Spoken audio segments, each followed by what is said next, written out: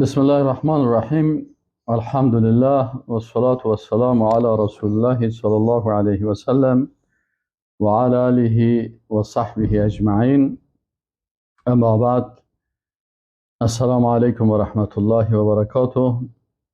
باز هم دوستای عزیز، حمد و ثنا و صفت برای الله میگیم که باز هم برای ما فرصت عمر داد و توفیق نصیب کرد که یک درسی از دروس توحید و عقیده و ایمان و اخلاص و از نظام‌های اسلام و جهانبینی اسلامی را مورد بحث قرار بدیم و امو مشکلاتی که وجود می داشته باشه این مشکلات سرش بحث بکنیم تا ای که با فهمیدن درست دین اسلام ایمان ما و عقیده ما قوی شود و هر مجلس ایمانی در قوت ایمان انسان تأثیر خاص خود داره.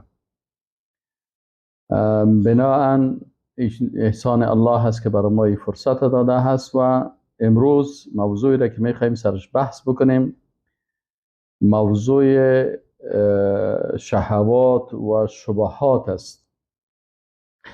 در درس‌های قبلی ما و شما درباره شروط لا اله الا الله خواندیم که در قسمت این شروط علما میگن که بعضی ها میگن که 7 شرط داره کلمه طیبه و بعضی علمای دیگه میگن که 8 شرط داره این کلمه طیبه. ما و شما 7 شرطش خواندیم، انشاءالله باز سر شرط 8مش هم مختصرا بحث خواد کردیم. لکن همین شبهات وقتی که ایجاد میشه از طرف کسایی که مخالف اسلام هستند، دوستای عزیز، در زمان رسول الله صلی الله علیه و سلم اگر 20 قسم یا 30 قسم شرک و کفر وجود داشت، وقتی در عصر امروزی ما و شما مییم بیشتر از 70-80 قسم شرک و کفر است. من در این وقتا در این راستا بحث میکنم، یک کتاب نوشته میکنم، متوجه شدم که در عصر حاضر یعنی تاریکی ها و شبهات و کفریات به اندازه زیاد شده با ازدیاد مکاتب مختلف فکری. حتی در عصر قدیم یکی از علما امروز خواندم نوشته کرده بود که الحاد، یکی مثلا خالق متعال مطلقا رد بکنن، در عصر قدیم این مشکل وجود نداشت. یعنی هر کسی فطرتا قبول داشت که مثلا خالق هست، ولی بعضی اوقات اگر یک کسی که مثلا طبیعت پرستا بودن بسیار تعداد کم بودن، اکثرا مردم در مشکلات شرکیات مبتلا بودن، اما وجود خالق اکثرا قبول داشتن. ولی بعد از امی قرنهای اخیری که ما و شما زندگی میکنیم، قرن 18 و قرن 19 و قرن 20 میلادی، در این قرون اندیشه های کفری بسیار زیاد ایجاد شد. مثلا مارکس کاملا دین رد کرد و گفت که دین افیون شعوب یا مخدر ملت ها هست و باید دامانش کاملا برداشته شود و بالاخره نظام اتحاد شوروی که تقریبا 22 جمهوریت در اونجا بود، تمام از اینا به می عقیده بیدینی و الحادی کاملا سرشان یا به زور تطبیق می شد. حتی جمهوریت هایی که مثلا بعضی جاهایی که مسلمان ها بودن مثل تاجیکستان و ازبکستان و ارمنستان و قزاقستان، سر از اینا به زور امی الحاد و کفر تطبیق می شد. مثل که مثلا در چین به زور سر مسلمان های چین تطبیق می شد و خودشان کاملا ملحد بودن. اصل بحث امروز ما و شما سر از این هست که اینمی 2 سلاح خطرناکی که دشمنای اسلام دارن و برای نابودی اعتقادات مسلمان ها کار میکنن، یکیش سلاح شهوات است و دیگهش سلاح شبهات است. شهوات تو شما میبینین همه روزه که از طریق برنامه‌های مختلف و هزاران چینل هستن که کار میکنن فقط سر از که یک دختر مسلمان چه قسم چادر خود دور بکنه و یا چه قسم شبهه ایجاد بکنن که یک زن مسلمان به حجاب شود. هزارها چینل سر از کار میکنن که چه قسم امی چادر دختر مسلمان برداشته شود. چرا وقتی که دختر مسلمان، زن مسلمان چادرش دور شد و حجابش دور شد، باز اونا فرصتهای بیشتری را پیدا میکنه دشمنای انسانی و جنی که شبهات دیگی را در وجود از او بیشتر داخل بکنه. در قرآن عظیم شان وقتی که الله متعال برای مردها و زنای مسلمان میگه که شما از دو خانم که یکیش خانم فرعون است و دیگیش بیبی مریم است، شما اونا را الگو در زندگیتان بگیرین. ضرب الله مثلا للذین آمنوا امرأة فرعون. و باز در خاتمه آیت میگه و مریم ابنت عمران. ما مردها مثلا چرا این دو خانم الگوی زندگی خود بگیریم؟ به خاطر از اینکه اونا شخصیت ایمانی داشتن که اونا در هیچ چیز از کلمه‌ای که میخواندن تحت تاثیر شبهات دشمنای اسلام قرار نمی گرفتن. این حال انسان مسلمان وقتی خالق خود شناخت، صفات خالق خود شناخت، احکام خالق خود شناخت، بناهن یقین می داشته باشه که این شبهات و این شکوک دور می سازه. امروز برای از بین بردن یقین یک مسلمان کارهای زیاد میشه.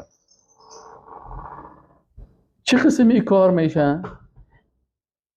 در هر بخش اسلام میخوان شبهه ایجاد بکنن. در وجود خالق متعال شبهات ایجاد میکنن، در صفات خالق شبهات ایجاد میکنن، در شخصیت رسول الله صلی الله علیه و سلم شبهات ایجاد میکنن، در حقوق انسان شبهات ایجاد میکنن، در حقوق زن شبهات ایجاد میکنن، در هر حکم اسلامی شبهه ایجاد میکنن.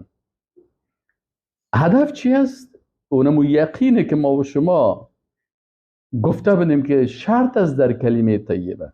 و این علما میگن اگر در کلمه طیبه 7 یا 8 شرط است، میگه هر کدام از این شروط اگر نفی شوه، یعنی در آیات قرآن میگه که وقتی شما کلمه لا اله الا الله را میگین، این سبب چی میشه و با یقین دارین و با همین شرایطش باشه، این سبب دخول جنت میشه و انسان از دوزخ نجات پیدا میکنه، سعادت دنیا برش پیدا میشه و از بدبختی دنیا و آخرت نجات پیدا میکنه. این حال مشکلی که در اینجا پیدا میشه او چی هست؟ که اگر یک شرط نباشه، یک شرط دشمنای اسلام دانست که از این شرایط در وجود انسان او شرط دور بکنه، بناهن وقتی که شرط حذف شد مشروط هم از بین میره.